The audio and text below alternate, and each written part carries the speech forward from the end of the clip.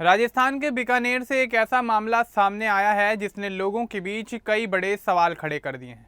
आधी रात को कुख्यात गैंगस्टर रोहित गोदारा का घर बुलडोजर से ढहा दिया गया, लेकिन हैरानी की बात यह है कि अब तक किसी को पता नहीं कि यह कार्रवाई किसने की। पुलिस और प्रशासन दोनों ने इससे दूरी बना ली है। वहीं मामले पर बीकानेर रेंज के आईजी ओम प्रकाश का बयान भी चर्चा का विषय बन गया है। सोशल मीडिया पर इस घटना को लेकर तरह तरह की बातें हो रही हैं।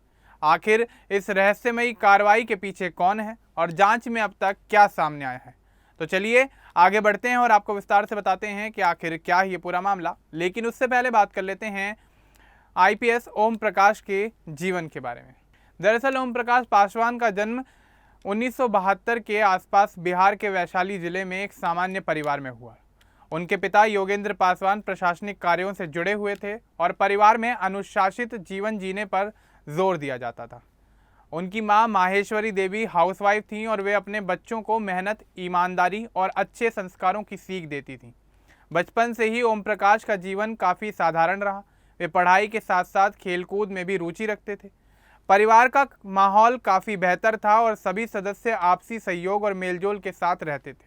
उन्होंने अपनी शुरुआती शिक्षा नेतरहाट विद्यालय से प्राप्त की, जहां उन्हें अनुशासन और गुणवत्तापूर्ण शिक्षा का माहौल मिला। इसके बाद उन्होंने सेंट स्टीफन कॉलेज से बीए ऑनर्स की पढ़ाई पूरी की। छात्र जीवन में वे पढ़ाई को लेकर काफ़ी गंभीर रहे और इसी दौरान उन्होंने सिविल सेवा में जाने का लक्ष्य तय कर लिया। यूपीएससी की तैयारी के लिए उन्होंने लगातार मेहनत की और वे लंबे समय तक कॉम्पिटिटिव एग्जाम की तैयारी में जुटे रहे। आखिरकार साल 2004 में उन्हें सफलता हासिल हुई और वे आईपीएस यानी इंडियन पुलिस सर्विस के लिए चुने गए। आईपीएस में चुने जाने के बाद उन्हें राजस्थान राज्य का कैडर मिला, जहां से उन्होंने अपने पुलिस करियर की शुरुआत की। ओम प्रकाश पासवान की पत्नी त्रिशा त्रिपाठी रांची की रहने वाली हैं।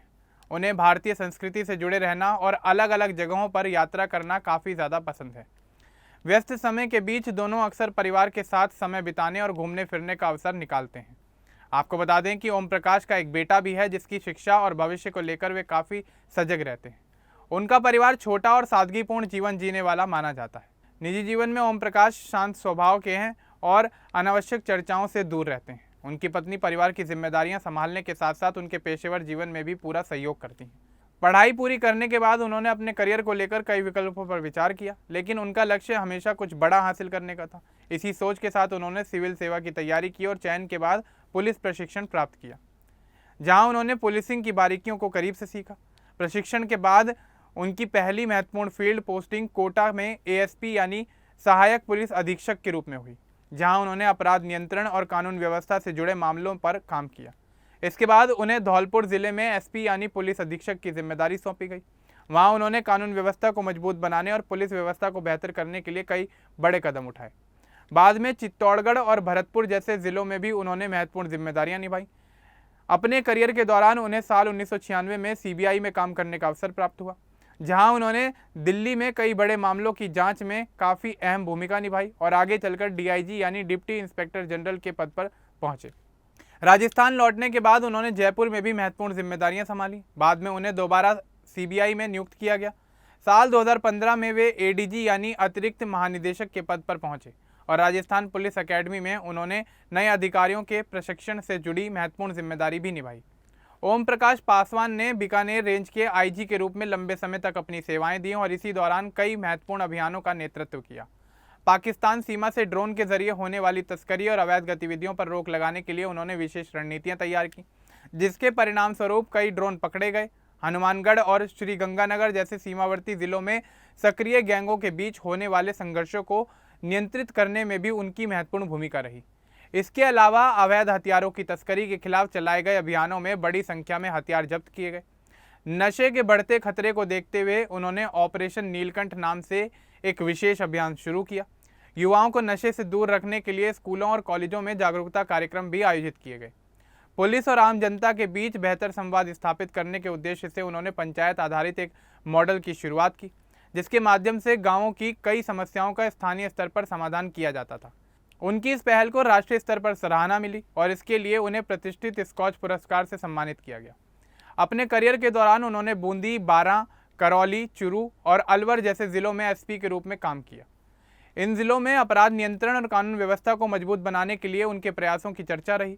आम लोगों की शिकायत पर तुरंत कार्रवाई करना उनकी कार्यशैली का हिस्सा माना जाता है। साल 2025 में उन्हें जोधपुर पुलिस कमिश्नर की जिम्मेदारी सौंपी गई, जहां उन्होंने अपराध नियंत्रण और सुरक्षा व्यवस्था को प्राथमिकता दी। बाद में उन्होंने बीकानेर में भी जिम्मेदारी निभाई और फिर जोधपुर में महत्वपूर्ण पद पर कार्य किया। उनके लंबे प्रशासनिक और पुलिस करियर को आमतौर पर साफ सुथरा माना जाता है। हालांकि समय समय पर उनके तबादलों को लेकर चर्चाएं जरूर हुई, लेकिन उनके खिलाफ कोई बड़ा या गंभीर आरोप सामने नहीं आया। उनकी कार्यशैली को लेकर अलग अलग राय देखने को मिली। कुछ लोग उन्हें बेहद सख्त अधिकारी मानते हैं, जबकि कुछ का मानना है कि वे संवेदनशील मामलों में संतुलित और सावधानीपूर्वक प्रतिक्रिया देना पसंद करते हैं। हाल ही में रोहित गोदारा के घर से जुड़े मामले पर दिए गए उनके बयान को लेकर सोशल मीडिया पर काफ़ी बहस हुई। कुछ लोगों ने उनके जवाब का समर्थन किया, जबकि कुछ का मानना था कि उन्हें और स्पष्ट रूप से अपनी बात रखनी चाहिए थी। इसके बावजूद अपराधियों के बीच उनकी सख्त छवि बनी हुई है और उनके नाम से कोई बड़ा भ्रष्टाचार का मामला जुड़ा हुआ नहीं है। 14 जुलाई 2026 की रात राजस्थान के बीकानेर जिले के लून करनसर क्षेत्र से एक हैरान करने वाली घटना सामने आई। कुख्यात गैंगस्टर रोहित गोदारा के पुराने 2 मंजिला मकान पर अचानक एक जेसीबी मशीन पहुंची और घर के कई हिस्सों को तोड़ दिया गया। कुछ ही समय में दीवारें, दरवाजे और खिड़कियां क्षतिग्रस्त हो गए। उस समय मकान खाली था, इसलिए किसी के घायल होने की खबर सामने नहीं आई। अगली सुबह जब स्थानीय लोगों ने मलबा देखा तो पूरे इलाके में इस घटना की चर्चा शुरू हो गई। रोहित गोदारा बीकानेर का रहने वाला बताया जाता है और उसकी उम्र करीब 37 वर्ष है। साल 2022 में वह कथित तौर पर फर्जी दस्तावेजों के जरिए देश छोड़कर विदेश चला गया था। जांच एजेंसियों के अनुसार वह फिलहाल यूरोप में रहकर अपना गैंग संचालित कर रहा है। उसका नाम लॉरेंस बिश्नोई गैंग से भी जुड़ा जाता है। उस पर हत्या, रंगदारी और डकैती समेत 32 से अधिक आपराधिक मामले दर्ज बताए जाते हैं। चर्चित पंजाबी सिंगर सिद्धू मूसेवाला हत्याकांड और सलमान खान से जुड़े मामलों में भी उसका नाम सामने आ चुका है। अमेरिका की एक हालिया जांच में भी उसे यूरोप में सक्रिय गैंग नेटवर्क का महत्वपूर्ण सदस्य बताया गया था। 15 जुलाई की सुबह इस घटना की सूचना पुलिस और प्रशासन तक पहुंची। अधिकारी मौके पर पहुंचकर मामले की शुरुआती जांच शुरू कर दी। पुलिस और प्रशासन दोनों ने स्पष्ट किया कि घर तोड़ने की यह कार्रवाई उनकी ओर से नहीं की गई थी और इसके लिए कोई आधिकारिक आदेश जारी नहीं हुआ था। इस बयान के बाद लोगों के मन में और भी सवाल उठने लगे कि आखिर बिना सरकारी अनुमति के इतनी बड़ी कार्रवाई किसने कर दी। उसी दिन बीकानेर रेंज के आईजी ओम प्रकाश एक प्रेस कॉन्फ्रेंस में शामिल हुए। प्रेस वार्ता का मुख्य उद्देश्य मोबाइल चोरी की घटनाओं पर कार्रवाई और बरामद किए गए मोबाइल फोन की जानकारी देना था। उन्होंने बताया कि सोशल मीडिया टीम ने पिछले 30 दिनों में लगभग 100 मोबाइल फोन ट्रेस कर उनके मालिकों को वापस दिलाए हैं। इस दौरान पत्रकारों ने रोहित गोदारा के घर तोड़े जाने के मामले को लेकर सवाल पूछा। जवाब में आईजी ने कहा कि यदि किसी व्यक्ति की संपत्ति को नुकसान पहुंचाया गया है तो उसे पुलिस में शिकायत दर्ज करानी चाहिए। शिकायत मिलने पर जांच की जाएगी और दोषियों के खिलाफ कार्रवाई होगी। उन्होंने यह भी कहा कि इलाके में कई फरार अपराधी हैं और पुलिस उन पर लगातार नजर रखती है। हालांकि इस घटना से संबंधित कोई आधिकारिक सूचना उस समय तक उनके पास नहीं पहुंची थी। प्रेस कॉन्फ्रेंस का यह वीडियो जल्द ही सोशल मीडिया पर वायरल हो गया। कुछ लोगों ने आईजी के जवाब को उचित बताया, जबकि कुछ ने सवाल उठाया कि इतने चर्चित अपराधी के बारे में उन्हें अधिक जानकारी होनी चाहिए थी। देखते ही देखते यह मुद्दा सोशल मीडिया पर स्थानीय राजनीति में चर्चा का विषय बन गया। 16 जुलाई को पुलिस ने मामले की जांच और भी तेज कर दी। आसपास लगे सीसीटीवी कैमरों की फुटेज जुटाई गई और घटनास्थल के आसपास दिखाई देने वाले वाहनों की पहचान करने की कोशिश शुरू हुई। जांच के दौरान यह भी सामने आया कि रोहित गोदारा के परिवार के कई सदस्य पहले से ही अलग अलग मामलों में जेल में बंद हैं। उसके पिता संतदास, माँ गीता और भाई हनुमान स्वामी के खिलाफ भी कानूनी मामले चल रहे हैं। यही वजह थी कि घटना के समय घर पूरी तरह से खाली था। फिलहाल पुलिस को कोई ठोस सुराग नहीं मिला है। मामले को लेकर कई तरह की अटकलें लगाई जा रही हैं। कुछ लोग इसे पुरानी दुश्मनी से जोड़कर देख रहे हैं, जबकि कुछ का मानना है कि इसके पीछे गैंग के अंदर का विवाद या जमीन से जुड़ा कोई मामला हो सकता है। क्योंकि रोहित गोदारा विदेश में है, इसलिए उससे सीधे पूछताछ करना फिलहाल संभव नहीं है। फिलहाल इस मामले में किसी नई गिरफ्तारी या बड़े खुलासे की जानकारी सामने नहीं आई है। पुलिस का कहना है कि जांच जारी है और जैसे ही कोई ठोस सबूत मिलेगा तो कानून के अनुसार कार्रवाई की जाएगी। अधिकारियों के मुताबिक इस घटना से पहले रोहित गोदारा के मकान पर किसी प्रकार की आधिकारिक बुलडोजर कार्रवाई नहीं हुई थी, इसलिए यह पूरा मामला और भी ज़्यादा रहस्यमय बन गया। इस बीच सोशल मीडिया पर कई लोग इसे विदेश में बैठे गैंगस्टरों के लिए किसी तरह की चेतावनी मान रहे हैं। हालांकि इसकी कोई आधिकारिक पुष्टि नहीं हुई है। वहीं आईजी ओम प्रकाश की कार्यशैली को लेकर भी चर्चा शुरू हो गई है। अपने लंबे पुलिस करियर में उन्होंने ड्रग तस्करी, अवैध हथियारों और नशे के कारोबार के खिलाफ कई अभियान चलाए हैं। उनके द्वारा शुरू किए गए सामुदायिक पुलिसिंग मॉडल को भी काफ़ी सराहना मिली थी। फिलहाल इस मामले को लेकर पुलिस संदिग्ध वाहनों और सीसीटीवी फुटेज की जांच में जुटी हुई है। रोहित गोदारा की ओर से कोई आधिकारिक प्रतिक्रिया सामने नहीं आई और परिवार के सदस्य भी जेल में होने के कारण चुप हैं।